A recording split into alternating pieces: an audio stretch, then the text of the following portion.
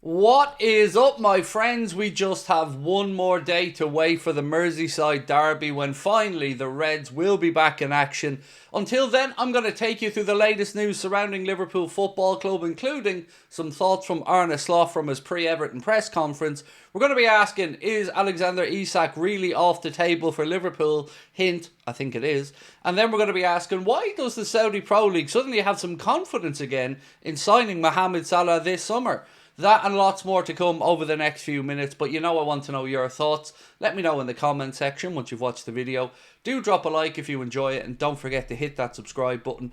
I will see you guys tonight, 8:45 for the late night agenda. Until then, let's get stuck into the news. So, we're going to start off with some thoughts from Arne Slot ahead of the Everton game coming up tomorrow night. And it feels great to say tomorrow night, by the way, because it's been a long international break. This is what he's been saying about the availability of some of the, players we were worried about over the international break. So we started off with Ryan Gravenberch, and he said, Ryan is okay. Alisson trained today with us as well. The last check is later today. Connor Bradley is with us again, but he's only had a few sessions after being out for quite long, so we have to make a smart decision. Basically, reading between the lines there, it looks like Connor Bradley may be in the squad, but certainly won't be starting the game. Alisson Becker should return as normal, and Ryan Gravenberch will be okay as well. So that means it's Joe Gomez, Trent Alexander-Arnold, pretty much as we were there with regards to injuries.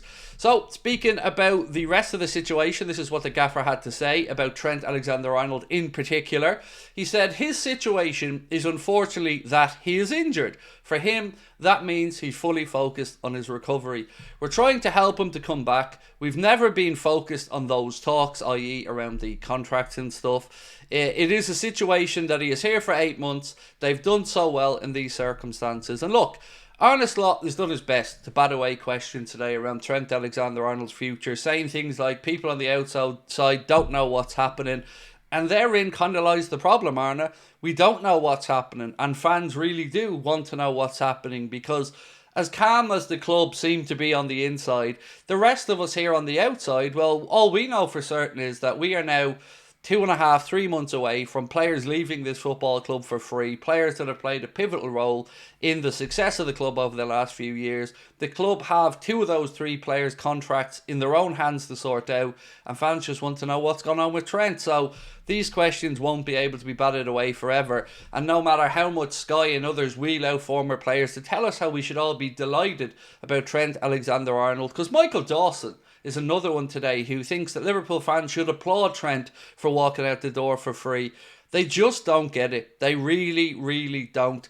And again, if the shoe was on the other foot with any of their clubs, and a local boy who was brought through and had the success that he had was leaving for free, I don't think that they'd be as understanding as they seemingly are for a player who, let's be honest, lots of pundits have thrown under the bus already for a lack of defensive ability, whereas we Liverpool fans have stuck up for him. So again, I'm going to say these former players just need to shut up and leave it to the Liverpool fans and Liverpool to sort out. Right, let's talk about Federico Chiesa. Arne Slot again today in his pre-Everton press conference had a little bit to say about Chiesa and his impact. He said it was good to see that he impacted the game when he came on in the League Cup final. It's good to see all these players are ready, but he is in competition with Mo Salah. That makes it tough for him, but we know we can trust him in the moment we need him. Now, I would argue a little bit there about whether he is in competition with Mohamed Salah, because again, we don't really see Chiesa utilised on the right too often. More often than not these days, he has been central, whether it's at Juventus before he came to Liverpool or during his brief time at Liverpool. So for me, he should be in competition for these games anyway with Diogo Jota, Darwin Núñez and Luis Diaz, if you're talking about a role through the centre. So let me know your thoughts on that one and what you think those words from Arne Slot mean ahead of this game with Everton for Federico Chiesa. Now, let's move away from the press conference for a second and again have a look towards the options Liverpool have in attack to go and reinforce this summer. A name that's come up today, according to Alex Crook, and it won't be a new name for you guys, is João Pedro. Alex Crook writes that João Pedro is believed to be amongst the strikers Liverpool are eyeing ahead of the summer. But here comes the problem, as is always the case really when you're trying to get a player out of Brighton. Brighton have slapped a £100 million price tag on the striker in a bid to fend off interest.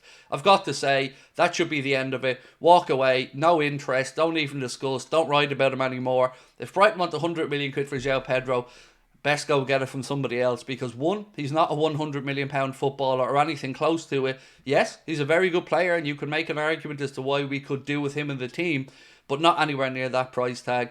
People are losing the run of themselves, football's losing the run of itself, and transfer fees have just gone absolutely ridiculous. So for me, as much as I do like João Pedro as a player, no thank you for 100 million quid. You can walk away and go elsewhere. We know that Šeško, Cunha, and a couple of others are available for about 60 million quid. Look across even to Hugo Ekitike from Frankfurt. Again, you're talking about 60 million quid. There's no way I'd be doing João Pedro at 100 million. Not a hope.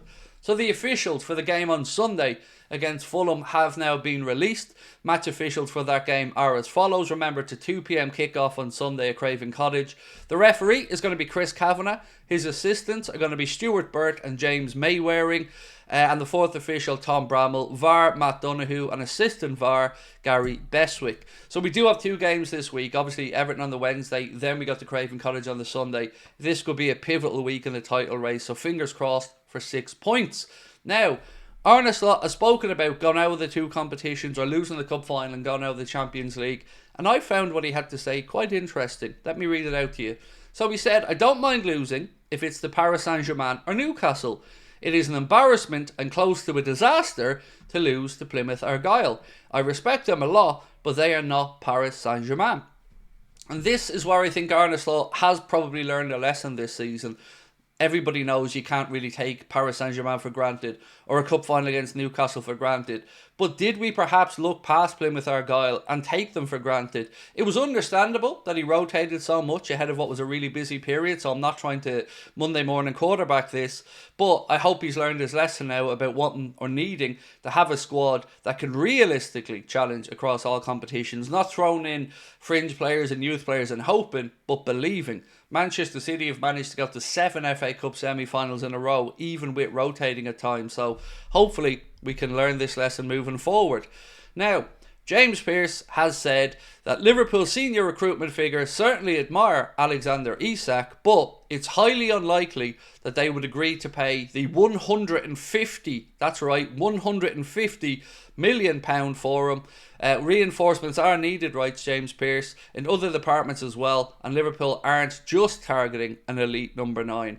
So here we go already, ladies and gentlemen. We haven't even gotten to the transfer window yet, and already the big promises, the writings about Isak, the loads of dough are being backtracked by the journalists. So measure your expectations accordingly, because again, we're going to have a summer that I'm sure we will do what we need to do, but all the talk of this free flow of money and £200 million war chests, again, it ain't going to happen. So let's wait and see how we feel by the end of this window. Again, feel free to let everybody know on social media if you are displeased with what you see evolving, I should say, over the next few months. But I can't help but feel it's going to be a rinse and repeat situation here. I mentioned yesterday, I've no problem with Liverpool, let's say, selling Darwin and bringing in somebody for the same money if that player works, but we can't always cheap out. Sometimes you got to pay what you got to pay. Now, one last thing before we finish up, and that is some interest again from the Saudi Pro League in Mohamed Salah.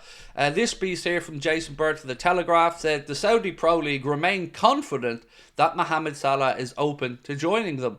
A senior source indicated that Salah remains interested in the Saudi Pro League, and although he's prioritised hearing what Liverpool have to offer, he believes Salah will be signed this summer when his deal with Liverpool expires. Sticking with this situation, Jason Burt has also written, the length of deal being offered to Salah, given his age, is likely to be one of the reasons why he's not yet agreed an extended stay at Liverpool, who have been prepared to bide their time and try not to force a decision. The same applies to Virgil van Dijk. Again, this is at odds with other reporting this week coming from Mo's homeland in Egypt that said an improved offer was put to him and that offer is expected to be accepted.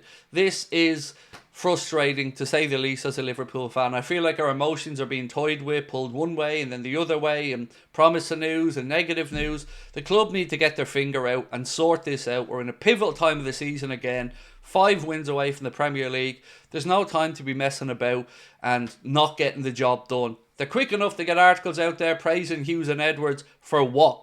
They haven't done anything yet. So get it done. Let the fans enjoy the end of the season and celebrate this Premier League title with an eye to next season, knowing that we can come back and defend it, or at least put a good fist of coming back to defend it. So that is it for me now, ladies and gents. It is a bit of a longer video than normal, but we do have a lot to get through. So we'll go through this and lots more tonight at 8:45 for the late night agenda. Hope to see you there. Of course, we'll be keeping an eye on the United game, the Arsenal game, and all the other matches on tonight. We'll see you at 8:45. Much love. Bye-bye.